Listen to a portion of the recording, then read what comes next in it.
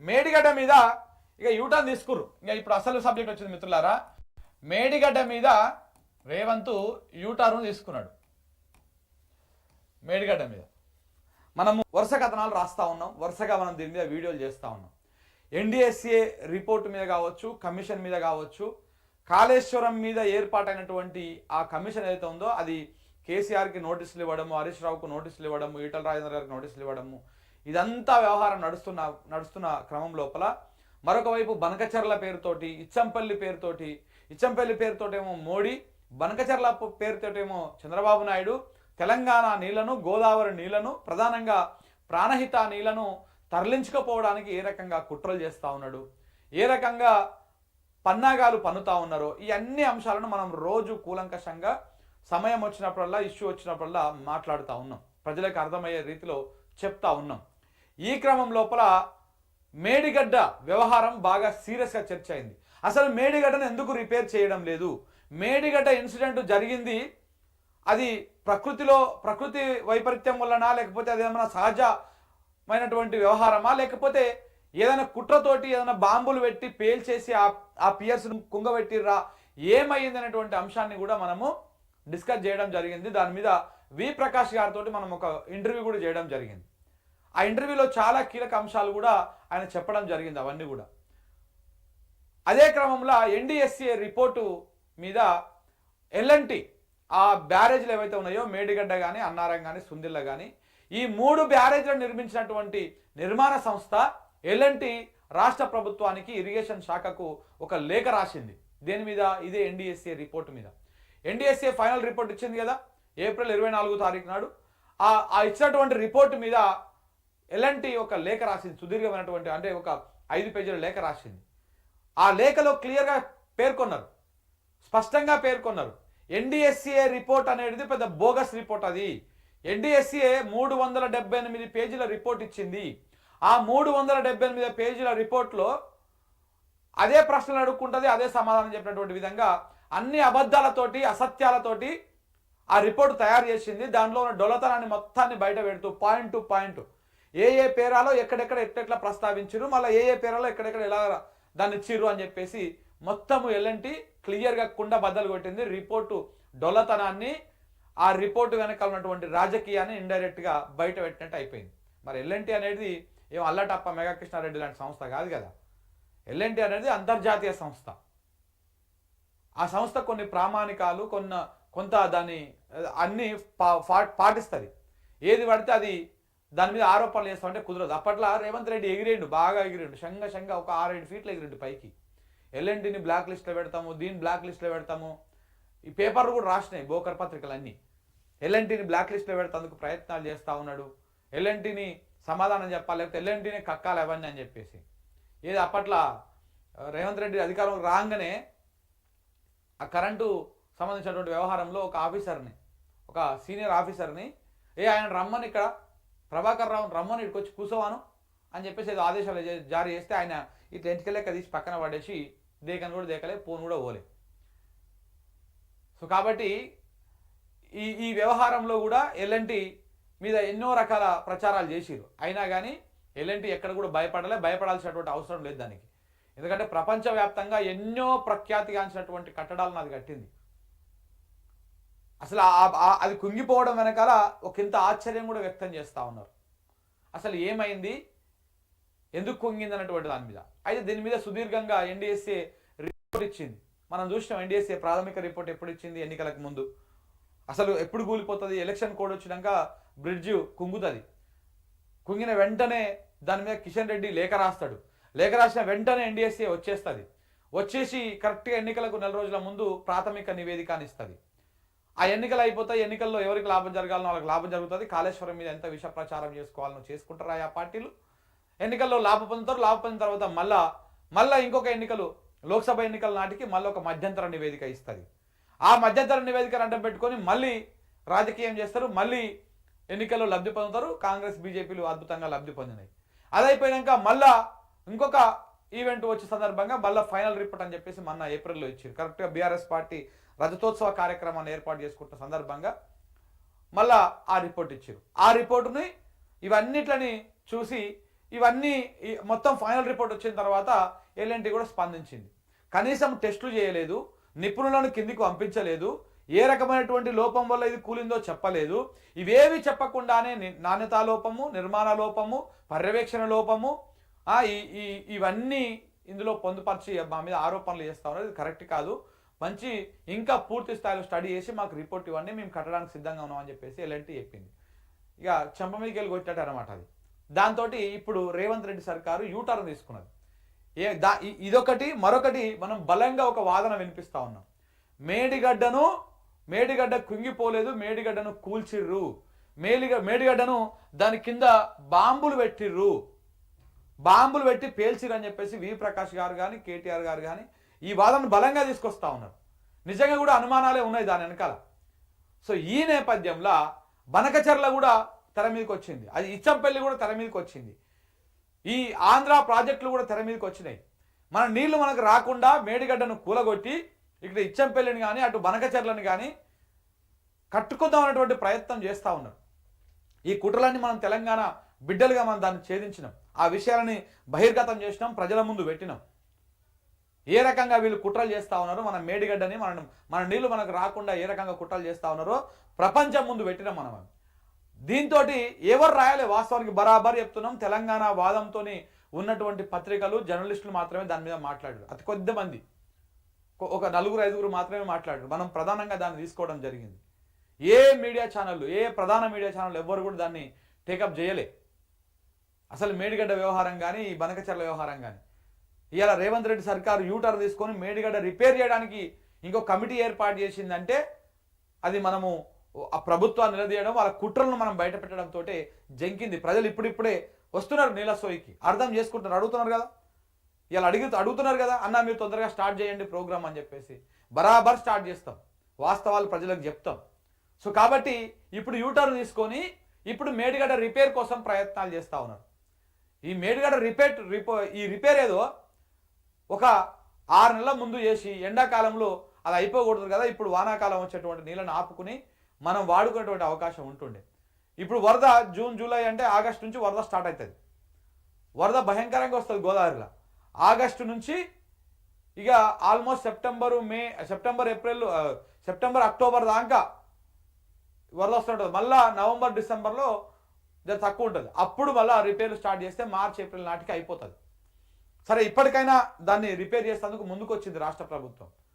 తప్పులు తెలుసుకోవాలి ఇప్పటికైనా. మేడిగడ్డని రిపేర్ చేయకపోతే ప్రభుత్వాన్ని ప్రజలు దింపేస్తారు. ఏదైతే బంగ్లాదేశ్లో, ఏదైతే శ్రీలంకలో అధ్యక్షులను తరిమి కొట్టిర్రో అట్లనే మన ప్రభుత్వాన్ని తరిమి కొట్టేటువంటి రోజులు వస్తాయి. ఎందుకంటే నీళ్ల విషయంలో ఎంత దుర్మార్గంగా, ఎంత అన్యాయం జరుగుతూ ఉందో మనం చూస్తూ ఉన్నాం.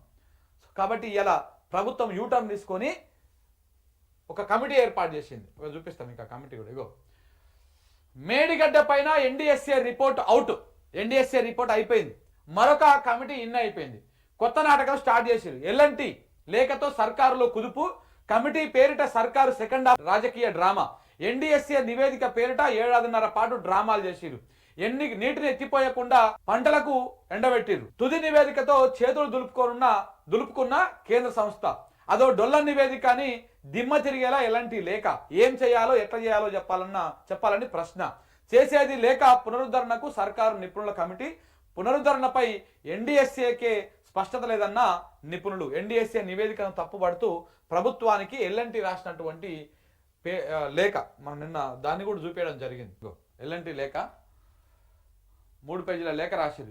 ఎక్కడెక్కడ ఎలాంటి మిస్టేక్స్ ఉన్నాయో అసలు ఏ క్లారిటీ లేదు, ఏం లేదు, అంతా ఉత్తకథనే రాసిరు ఇందులో అని చెప్పేసి వాళ్ళు క్లియర్గా ఆ 378 పేజీలలో ఏ పేజీలో ఎలాంటి తప్పులు ఉన్నాయో ఆ పేజీ నెంబర్లు అవన్నీ కూడా వేస్తుగా ఇక్కడ పాయింట్ నెంబర్ 5 దగ్గర, పేజీ నెంబరు 283 దగ్గర, పేజీ నెంబర్ 64 దగ్గర, పేజీ నెంబర్ 145 దగ్గర, ఇట్లా అసలు సంబంధం లేకుండా రిపోర్ట్ రెడీ చేసిరని చెప్పేసి వాళ్ళు క్లియర్గా వాళ్ళ లేఖలో పేర్కొన్నారు. ఆ లేఖతోటి ప్రభుత్వం లోపల ఇప్పుడు కుదుపు ఏర్పడ్డది.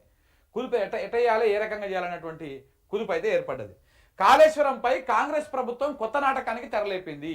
ఎన్డీఎస్ఏ చెప్పినట్టు చేస్తామని 1.5 పాటు సాగదీసింది. తీరా రిపోర్టు వచ్చి 1 రోజులు గడిచినా ముందడుగు వేయలేదు. తాజాగా నిర్మాణ సంస్థ ఎల్ఎన్టీ ఎదురు తిరిగింది. పరీక్షలు చేయకుండానే నివేదిక ఎలా సిద్ధం చేస్తారంటూ ఎన్డీఎస్ఏ గాలి తీసింది. దీంతో రిపోర్టు విశ్వసనీయత కోల్పోయింది. దిక్కుతోచని స్థితిలో పడిన ప్రభుత్వం కొత్త డ్రామా మొదలుపెట్టింది. పునరుద్ధరణ కోసం మరో కమిటీ వేసేందుకు కూడా సిద్ధమైంది. అసలు ఈ ఎన్డీఎస్ఏ రిపోర్ట్ వేసింది, ఎన్డీఎస్ఏ దాన్ని ఆ రిపోర్ట్ ఇచ్చింది డ్యామును రిపేర్ చేయడం కోసం కాదు.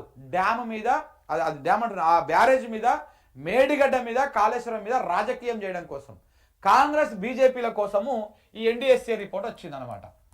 కాంగ్రెస్ బీజేపీల కోసం సంయుక్తంగా వేసినటువంటిదే ఈ ఎన్డీఎస్ఏ. దీని ప్రాథమిక రిపోర్ట్ కానీ, మధ్యంతర రిపోర్ట్ కానీ, లేకపోతే ఫైనల్ రిపోర్ట్ కానీ, ఇవన్నీ కూడా ప్రాథమిక రిపోర్ట్ ఏమో అసెంబ్లీ ఎన్నికలు, మధ్యంతర నివేదికనేమో ఎంపీ ఎన్నికలు, ఫైనల్ రిపోర్ట్ ఏమో కేసీఆర్ సభ. ఇవన్నీ టార్గెట్ కోసం పెట్టినటువంటిది ఇదంతా.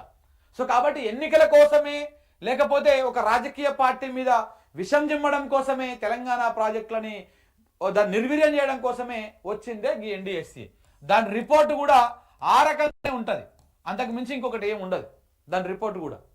సో కాబట్టి అలాగనే ఉన్నది ఈ వ్యవహారం మొత్తంలో కూడా. సో కాబట్టి ఎన్డీఎస్ఏ వచ్చి దీన్ని రిపేర్ చేయండి అని చెప్పదు అది. సో కాబట్టి ఈ రకంగా దాని డొల్లతనం బయటపడ్డది. అందుకే వాళ్ళు ఎలాంటి నిపుణులను సంప్రదించలేదు, నిపుణులని దాని మీద టెస్ట్ చేయించలేదు, ఏం చేయించకుండా 378 పేజీల లేఖ రిపోర్ట్ను రెడీ చేశారు. ఆ రిపోర్ట్ తప్ప అని చెప్పేసి ఎల్ఎన్టీ చెప్పేవరకే ఇప్పుడు రేవంత్ రెడ్డి సర్కార్కి ఏం అర్థం కాక ఇంకొక కొత్త డ్రామా స్టార్ట్ చేసాడు. ఇగో, మేము ఇంజనీర్లం కాదు, మేడిగడ్డ పునరుద్ధరణ పైన కేంద్ర ప్రభుత్వ సంస్థ ఎన్డీఎస్ఏ నివేదిక వచ్చిన తర్వాతే ఆలోచిస్తాం, వాళ్ళు సూచించినట్టే మరమ్మతులు చేస్తాం, అప్పటి వరకు ఎవరు చెప్పినా వినదలుచుకోలేదు. మేడిగడ్డ బరాజ్ పునరుద్ధరణ పైన సీఎం రేవంత్ రెడ్డి మాట్లాడినటువంటి శిల్కా పలుకులు ఇవి, మామూలు పలుకులు కాదు. ఒక నిమిషం. రేవంత్ సహా నీటిపారుదల శాఖ మంత్రి ఉత్తమ్ కుమార్ రెడ్డి చెప్తున్నటువంటి మాటలు ఇవి. ఇంజనీర్లు కాకపోవచ్చు కానీ 4 కోట్ల ప్రజల శ్రేయస్సును దృష్టిలో పెట్టుకుని విచక్షణతో తెలివైన కీలక పాలసీ నిర్ణయాలు తీసుకోవాల్సిన కుర్చీలో కూర్చున్నారన్న విషయాన్ని వారు సైతము మర్చినట్టున్నారు. 7 ఏళ్లున్నరగా స్వార్థ రాజకీయాలే తప్ప ప్రజా శ్రేయస్సును పట్టించుకున్న పాపాన పోలేదు.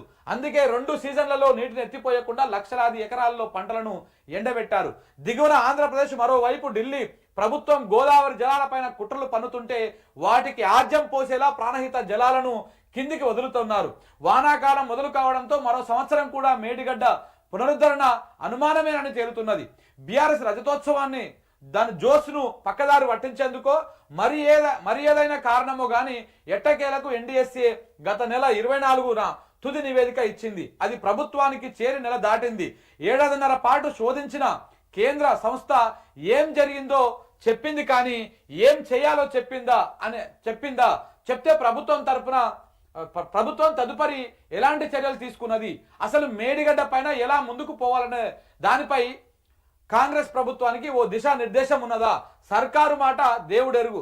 కేంద్ర సంస్థ ఎన్డీఎస్ఏకైనా ఓ స్పష్టత ఉన్నదా? ఇవన్నీ డొల్లవాదనలే. 7.5 పాటు కేంద్రం రాష్ట్రంలోని కాంగ్రెస్ ప్రభుత్వం ఆడుతున్న ఐడ్రామాలేనని తేలిపోయింది. మేడిగడ్డ పైన ఎన్డీఎస్ఏ నివేదిక మేడిపండు, పునరుద్ధరణకు ఏం చేయాలనో మీరే చెప్పాలంటూ బంతిని ఎల్ఎన్టీ సర్కారు కోర్టులోకి నెట్టింది. దీంతో ఏం చేయాలో పాలుపోక, ప్రజలకు ఏం సమాధానం చెప్పాలో తెలియక రేవంత్ సర్కారు సెకండ్ హాఫ్ డ్రామాకు తెరలేపింది. పునరుద్ధరణ కోసం అంటూ మరో కమిటీ ఏర్పాటుకు రంగం సిద్ధం చేసింది. ఆ ప్రతిపాదనను రేపో మాపో గ్రీన్ సిగ్నల్ ఇవ్వనున్నది.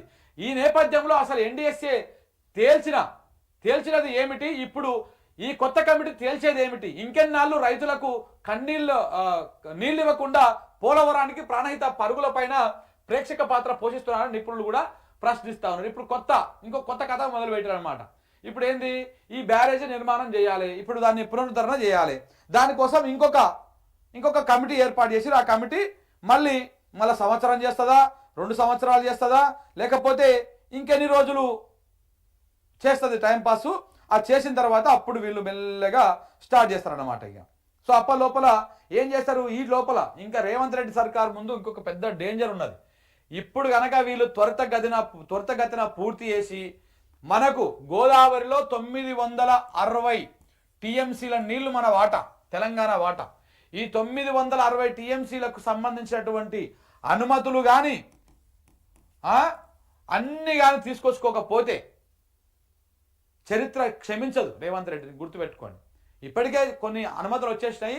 మిగిలిపోయినటువంటి అనుమతులు, ప్రభుత్వం చేయాల్సినటువంటి పనులు పూర్తి స్థాయిలో చేయకుండా అటు చంద్రబాబు నాయుడుకి కానీ ఇటు మోడీకి కానీ సహకరించుకుంటా గోదావరి నీళ్ళని, ప్రాణహిత నీళ్ళని కిందికి తరలించే విధంగా కుట్రలు పన్నితే మాత్రం తెలంగాణ సమాజము ఆయన కుర్చీని వీకడం ఖాయము, ఆయన రాజకీయాన్ని సమాధి చేయడం కూడా ఖాయమే. కాబట్టి 200% ప్రభుత్వం ఇప్పటికైనా ఆలోచన చేయాలి. ఒకవైపు ఈడ GB link Godavari Banakacherla project పేరుతోటి ఆయన ఆల్రెడీ ఒక కుట్ర మొదలుపెట్టింది చంద్రబాబు నాయుడు. మరొక వైపు గోదావరి మీద ఒక ట్రిబ్యునల్ ఏర్పాటయ్యేటువంటి ప్రమాదం కనపడతా ఉన్నది సెక్షన్ 3 కింద. సో కాబట్టి అక్కడ ట్రిబ్యునల్ ఏర్పడి అక్కడ కనుక ఏపీ పోయి వాదనలు వినిపించి ఎట్లా వాళ్ళు కేంద్ర ప్రభుత్వంతో టైఅప్లో ఉన్నారు కాబట్టి వాళ్ళ వాదనే బలంగా ఉంటుంది. రేవంత్ రెడ్డి గారు బీజేపీతో టైఅప్లోనే ఉన్నాడు ఆయన అన్అఫిషియల్గా, కానీ రాష్ట్ర ప్రయోజనాల కోసం కాదు, ఆయన స్వార్థ ప్రయోజనాల కోసము ఆ పని చేస్తున్నాడు. సరే బీజేపీతో టైఅప్లో ఉండి రాష్ట్ర ప్రయోజనాలు కాపాడుతున్నాడు అంటే దానికి ఒప్పుకోవచ్చు, తప్పేం లేదు. ఏదైతే రాష్ట్ర ప్రయోజనాలు కాపాడుతున్నాడా లేదా అని అనుకోవచ్చు. కానీ ఆయన కేవలం ఆయన స్వార్థ ప్రయోజనాల కోసం మాత్రమే బీజేపీతో టైఅప్లో ఉన్నాడు. మోడీ చెప్పింది చేస్తున్నాడు, మోడీకి కావాల్సింది ఇస్తున్నాడు. ఈ రకంగా వ్యవహారం నడుస్తున్నది. సో కాబట్టి బనకచర్ల కానీ టిచ్చంపల్లికి కానీ దానికి నీటి కేటాయింపులు జరిగేటువంటి అవకాశం ఉంది ట్రిబ్యునల్ ఏర్పడితే. ఫస్ట్ ఎవరికి కేటాయింపులు వస్తాయో, ఫస్ట్ అనుమతులు ఎవరికి వస్తాయో వాళ్ళకే రైపేరియన్ రైట్స్ ఉంటాయి. మనకు ఆ హక్కులు కోల్పోయినాం అనుకో, మనం ఈ 960 టీఎంసీల నీళ్ళని మనం వాడుకునేటువంటి పరిస్థితి ఉండదు. మనకంటే ముందుగా ఏపీకి కానీ ఆ ఇచ్చంపల్లికి కానీ హక్కులు వచ్చినాయి అంటే అందులో కొన్ని నీళ్ళు వచ్చినా ఫస్ట్ వాళ్ళు వాడుకున్నాక తర్వాత మనం వాడుకోవాల్సి వస్తుంది. మనది ఎగువ రాష్ట్రమైనప్పటికీ ఇలాంటి ప్రమాదం పొంచి ఉన్నది. కాబట్టి ముందు అర్జెంటుగా ఎక్కడైతే మనకు అనుమతులలో ఇబ్బందులు పెడుతున్నారో దాని మీద లేఖలు రాయండి. అనుమతి లేకపోతే సుప్రీంకోర్టుకు పోండి. మీరు పోయి అక్కడ ఫైట్ చేయాల్సినటువంటి అవసరం ఉన్నది. ఎట్లా ఫైట్ చేస్తారు చెప్పండి? నీటిపారుదల శాఖ సలహాదారు ఒక ఆంధ్ర ఆఫీసరు, చంద్రబాబు నాయుడు మనిషి, ఇట్లా కీలక పొజిషన్లో చంద్రబాబు నాయుడు మనుషులను రేవంత్ రెడ్డి తీసుకొచ్చి కూర్చోబెట్టిండు. ఎందుకు తెలంగాణ ప్రయోజనాలను కాపాడుతారు వాళ్ళు? మనమే కాపాడుకోవాలి, వాళ్ళు కాపాడరు. ఇక మనమే గొంతిప్పాలి, మనమే ప్రభుత్వానికి తెలియజేసేటువంటి విధంగా, ప్రజలకు తెలిసేటువంటి విధంగా మాట్లాడాలి. మాట్లాడితే అప్పుడు బుద్ధి తెచ్చుకొని ఒక ఇట్లాంటి పనులన్నా చేస్తారు. కనీసం రిపేర్ కోసం ఒక కమిటీ ఏర్పాటు చేసి అలాంటి కార్యక్రమం అయినా చేస్తారు. ఇప్పుడు వాళ్ళకంటే ముందుగానే మన ఈ 960 టీఎంసీకి సంబంధించినటువంటి అనుమతులు అన్నీ కూడా తెచ్చుకోవాల్సినటువంటి బాధ్యత అవన్నీ రేవంత్ రెడ్డి మీద, ఈ రాష్ట్ర ప్రభుత్వ మీద ఉన్నది. ఒక ముఖ్యమంత్రిగా ఆయన ఫస్ట్ ఆ పని చేయాలి. రాజకీయాలు పక్కన పెట్టేసి అడ్మినిస్ట్రేషన్ మీద ఫోకస్ పెట్టి రాష్ట్ర ప్రయోజనాలు ఏంటివి, ఎవడెవడు మనల్ని ముంచడం కోసం అటు మోడీ కానీ ఇటు చంద్రబాబు నాయుడు కానీ ఏ రకంగా కుట్రలు పన్నుతున్నారో గ్రహించి వెంటనే దాన్ని సరి చేసుకునేటువంటి ప్రయత్నాలు చేయాలి. నీటిని ఎత్తిపోయకుండా రాజకీయాలు చేస్తూ ఉన్నారు. తెలంగాణలో సాగునీటి ప్రాజెక్టులు పూర్తి కావాలంటే ఖచ్చితంగా 2 తరాలు గడవాల్సిందే. కాంగ్రెస్ గొప్పగా చెప్పుకునే శ్రీరామ్ సాగర్ ప్రాజెక్టు 6 దశాబ్దాలైనా పూర్తిగా ఫలాలు అందించలేదు. కేసీఆర్ ప్రభుత్వం వచ్చిన తర్వాతనే ఆ ప్రాజెక్టుకు సార్థకత వచ్చింది. అలాంటిది కేవలం 3 ఏళ్లలో ప్రపంచంలోనే అతిపెద్ద ఎత్తిపోతల పథకమైన కాళేశ్వరాన్ని కేసీఆర్ ప్రతిష్టాత్మకంగా తీసుకొని పూర్తి చేశారు. భీకర వరద కారణంగా అందులో ఒక చిన్న భాగమైన మేడిగడ్డ బరాజులో ఒక పిల్లర్ కుంగిపోయింది. రాజకీయాలు ఎలా ఉన్నా రైతుల శ్రేయస్సును కాంక్షించే ప్రభుత్వం అయితే వెంటనే పునరుద్ధరిస్తుంది. కానీ కాంగ్రెస్ ప్రభుత్వం మొత్తం బరాజుని ఎండబెట్టింది. నీటిని ఎత్తిపోయకుండా ఆ సంఘటనను రాజకీయాలకు వాడుకుంటున్నది. ఈ క్రమంలో 2 సీజన్లలో ప్రాణహిత జలాలను ఎత్తిపోయకపోవడంతో 2 యాసంగి సీజన్లలో అనేక జిల్లాల్లో లక్షలాది ఎకరాల పంటలు ఎండిపోయినాయి. చెరువులను నింపే దిక్కులేక భూగర్భ జలాలు పడిపోయి జనం అరిగోసపడ్డారు. విచారణ కొనసాగిస్తూనే బరాజు పునరుద్ధరణ పనులు చేపట్టాలని బీఆర్ఎస్తో పాటు నిపుణులు సైతం ప్రభుత్వానికి సూచిస్తూనే ఉన్నా సర్కారు మాత్రం ససేమిరా అన్నది. అసెంబ్లీ ఎన్నికల్లో దీనిపై రాజకీయం చేసిన కేంద్రంలోని బీజేపీ ఎన్డీఎస్ఏతో 1.5 ఏడాది పాటు హైడ్రామా నడిపింది. దీన్ని అలుసుగా తీసుకొని కాంగ్రెస్ ప్రభుత్వం కూడా ఆ సంస్థ నివేదికనే తమకు పరమావధిగా అన్నట్టు వ్యవహరించగా ఎన్డీఎస్ఏ ఉద్దేశపూర్వకంగా కాలయాపన చేస్తూ వచ్చింది. చివరకు రాష్ట్రంలో బీఆర్ఎస్ రజతోత్సవ సభతో ఒక్కసారిగా రాజకీయ వాతావరణం మారిపోయింది. ప్రజల్లో ఎక్కడ చూసినా ఇదే ఆసక్తి నెలకొనడంతో దాన్ని పక్కదారి పట్టించేందుకు కేంద్రంలోని బీజేపీ ప్రభుత్వం హడావుడిగా ఎన్డీఎస్ఏ తుది నివేదికను బయటకు వదిలింది. కానీ బీఆర్ఎస్ సభ ముందు ఆ పాచికలు పారలేదు. ఒక్క అస్త్రం విఫలం కావడంతో ఎన్డీఎస్ఏ చేతులు ఎత్తేసింది. ఇప్పుడు ఎన్డీఎస్ఏ కథ ముగిసిపోయింది. దీంతో రెండో ఎపిసోడ్కు కాంగ్రెస్ సర్కార్ తెరలేపింది. మేడిగడ్డ పైన కేంద్ర జలసంఘము మాజీ చైర్మన్ ఏబి పాండ్యా నేతృత్వంలో 7 సభ్యుల కమిటీని వేసేందుకు ప్రతిపాదనలు సిద్ధం చేసింది. రేపో మాపో ఆమోదం కూడా తెలపనున్నట్లు సమాచారం. ఇందులో మెంబరు సెక్రటరీగా రామగుండం ఈసీతో పాటు సభ్యులుగా గేట్ నిపుణుడు, వరంగల్ నీట్ ప్రొఫెసరు, ఎన్జిఆర్ఐ, దాంతోపాటు rock mechanic, IIT Hyderabad hydrology నిపుణులను చేర్చింది. హడావుడి కమిటీ కావడంతో మరో ఇద్దరు ఆహ్వానిత సభ్యులంటూ 2 ఖాళీలు కూడా పెట్టింది. దీంతో మేడిగడ్డ పైన ఇప్పటి వరకు కమిటీల సంఖ్య 4కు చేరినట్టు తెలుస్తున్నది. ఎన్డీఎస్ఏ 1 కాగా జస్టిస్ ఘోష్ కమిటీ విచారణ ఒకవైపు కొనసాగుతూనే ఉన్నది. మరొకటి కొంతకాలం కిందట నీటిపారుదల రంగ శాఖ ఈఎన్సీ నేతృత్వంలో CDO Ramagundam operation maintenance chief ఇంజనీర్తో కూడిన కమిటీ వేసింది. ఆ కమిటీ విచారణ చేసి కొన్ని పనులు చేపట్టింది. కమిటీ చేపట్టిన గ్రౌండింగ్ పనుల వల్లనే అక్కడ సాంకేతికంగా ఇబ్బంది కలిగిందని, అందువల్లే తాము పునరుద్ధరణ చర్యలపైన ఏం తేల్చలేకపోతున్నామంటూ ఎన్డీఎస్ఏ ఓ సాకు వెతుక్కున్నది. ఇలా రైతులకు సాగునీరు అందించేందుకు మేడిగడ్డ పునరుద్ధరణ చేపట్టకుండా ప్రభుత్వం కమిటీలతో కాలయాపన చేసి రాజకీయంగా పబ్బం గడుపుకుంటున్నది. ఇదే అదునుగా చంద్రబాబు నాయుడు మోదీ ప్రభుత్వము గోదావరి జలాలను తన్నుకుపోతున్న తెలంగాణకు జరుగుతున్న చారిత్రక అన్యాయాన్ని మాత్రం నిలువరించడం లేదు. తాజాగా ప్రభుత్వం వేస్తున్న కమిటీ మేడిగడ్డ పర్యటనలంటూ మళ్ళీ హడావుడి మొదలుపెట్టడము, విచారణల పేరిట నోటీసులు ఇవ్వడము, జలసౌదాలో భేటీలు, నివేదిక, ఇలా మేడిగడ్డ నుంచి నీటి ఎత్తిపోయకుండా రేవంత్ సర్కారు ఇంకెంత కాలయాపన చేస్తున్నది అనేది కాలమే సమాధానం చెప్పాల్సినటువంటి అవసరం ఉన్నదనమాట. ఇంకా ఇట్లా ఇప్పటికి 4 కమిటీలు వేసిరంట. ఒకటేమో ఎన్డీఎస్ఏ ఒకటి, రెండోది కమిషన్ ఏదైతే పీసీ ఘోష్ గారి కమిషన్ ఉంది కదా, ఈ పీసీ ఘోష్ గారి కమిషన్. మూడవది ఈఎన్సీ తోటి వేసినటువంటి కమిటీ, ప్రభుత్వం ఇంటర్నల్గా వేసుకున్నటువంటి కమిటీ. ఇంకొకటి ఇప్పుడు 4వది ఇప్పుడు కొత్తగా వేస్తున్నటువంటి కమిటీ. 4 కమిటీలు. ఒక్కొక్క కమిటీ నెలలు టైంపాస్ చేసి చివరికి కాలయాపన చేయడం తప్ప ఈ కమిటీల వల్ల తెలంగాణకు ఒరిగేటిది ఏం లేదు, ఆ మేడిగడ్డ జరిగేటిది ఏం లేదు.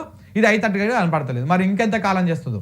ఇప్పుడు కొత్తగా ఏర్పడ్డ కమిటీ మళ్ళీ ఒక 6 నెలల్లో మరో సంవత్సరము దాని మీద టైంపాస్ చేసి ఈ కమిటీలకు నాకు తెలిసి ఒక్కొక్క కమిటీకి చూడండి, ఎన్డీఎస్సీ అంటే ప్రభుత్వం సంస్థ కాబట్టి దానికి అవసరం లేదు. ఈ పీసీ ఘోష్ కమిషన్ మాత్రము తెలంగాణ ప్రభుత్వం ఏర్పాటు చేసింది. దీనికి మాత్రం కోట్ల రూపాయలు ఖర్చు పెట్టాల్సిందే. వాళ్ళు వస్తందుకు పోతందుకు వాళ్ళకు అన్ని రకాల సదుపాయాలు కల్పించాల్సిందే. దాంతోపాటు దీనికి కూడా ఖర్చు అవుతుంది. ఇప్పుడు కొత్తగా వేస్తున్నటువంటి కమిటీకి కూడా మళ్ళీ ఖర్చు అవుతుంది. ప్రజల సొమ్మును ఈ రకంగా తాగేస్తున్నారు తప్ప ఏం ఉపయోగం లేదు. ఈ కాలయాపన చేయడమే. ఇప్పటికైనా మరి వాళ్ళు రిపేర్ చేయకపోతే ఇంకా ప్రమాదం అవుతుంది. ఇక చూడండి, నిన్నటిదాకా ఎన్డీఎస్ఏని అడ్డం పెట్టుకొని మేడిగడ్డ పైన రాజకీయం నడిపిన కాంగ్రెస్ ప్రభుత్వము ఇప్పుడు అయోమయంలో పడిపోయింది. రాజకీయంగా తమనేదో గట్టున పడేస్తుంది అనుకున్న ఎన్డీఎస్ఏ ఇచ్చిన తుది నివేదిక అంతా డొల్లాని తేలడంతో ప్రభుత్వ పెద్దలకు ఏమీ తోచడం లేదు. ఈ సమయంలోనే ప్రఖ్యాత నిర్మాణ సంస్థ ఎల్ఎన్టీ లేఖ రూపంలో బాంబు పేల్చింది. నివేదికలో ఏమున్నది, కనీసం టెస్టులు చేయకుండా నిర్మాణ నాణ్యత లోపాలు ఉన్నాయని ఎలా తేలుస్తారు అని సూటిగా ప్రశ్నించడంతో సర్కారుకు దిమ్మ తిరిగిపోయింది. ముఖ్యంగా ఇన్నాళ్ళు ఆ నివేదిక ఆధారంగానే మేడిగడ్డ పునరుద్ధరిస్తామంటూ చెప్తూ వచ్చిన ప్రభుత్వానికి అసలు ఆ దిశగా కార్యాచరణ లేకపోవడం గొంతులో పచ్చి వెలక్కాయ పడ్డట్టు అయింది. బరాజ్ పునరుద్ధరణకు మేమేం చేయాలి, ఎలా చేయాలి, ఎలా ఎంత పరిణామంలో చేయాలి అనే రోడ్ మ్యాప్ ఇవ్వాలి అంటూ బంతిని ఎల్ఎన్టీ సంస్థ ప్రభుత్వం కోర్టులోకి నెట్టింది. తామేదో రాజకీయంగా కాలయాపన చేద్దామనుకుంటే చివరకు అది తమ మెడకే చుట్టుకుందని ఆందోళన చెందినటువంటి ప్రభుత్వం హడావుడిగా ఇంకొక కమిటీ వేసింది. ఇప్పుడు ఎల్ఎన్టీ వేసినటువంటి బాంబు ఏంటంటే, మేము రిపేర్ చేసేందుకు రెడీగా ఉన్నాము మేడిగడ్డని. ఏదైతే కుంగిపోయిందో దాన్ని మా సొంత పైసలతోనే మేము రిపేర్ చేస్తాము.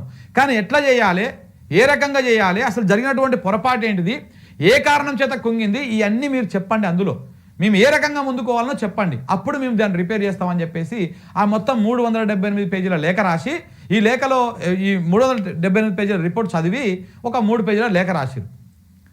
దాంట్లో ఉన్నటువంటి దొరతనం మొత్తాన్ని వాళ్ళు బయట పెట్టిరు. ఇప్పుడు ప్రభుత్వము ఏం చేయాలని అర్థం కాక ఇంకో కమిటీ ఏర్పాటు చేసింది. మళ్ళీ ఆ కమిటీ స్టడీ చేసి మళ్ళీ ఆ కమిటీ ప్రాథమిక నివేదిక, మధ్యంతర నివేదిక, తుది నివేదిక ఇచ్చే లోపలికి పుణ్యకాలం గడిచిపోతుంది. అక్కడ జీబీ లింక్ అనుమతులు వచ్చేస్తాయి, ఇక్కడ ఇచ్చంపల్లి అనుమతులు వచ్చేస్తాయి, మనది ఎండిపోతుంది. ఈ రకంగా కుట్రలు జరుగుతూ ఉన్నాయి ప్రజలారా. ఇప్పటికి కూడా ఇంకా మనం అప్రమత్తంగా ఉండాలి. ఈ ప్రభుత్వాన్ని మెడలు వంచి మేడిగడ్డను రిపేర్ చేయించిందాక, అలాగనే 960 టీఎంసీల నీళ్లకు అనుమతులు తెచ్చుకునేదాకా తెప్పించేదాకా మనం ఈ ప్రభుత్వాన్ని ఎంట పడుతూనే ఉండాలి, దాని మీద మనం ఫైట్ చేస్తూనే ఉండాలి. చంద్రబాబు నాయుడు ఒకవైపు కుట్రలు ఎట్లా వన్నుతా ఉన్నాడో మనం చూస్తూనే ఉన్నాం. దానికి సంబంధించి కూడా మాట్లాడదాం.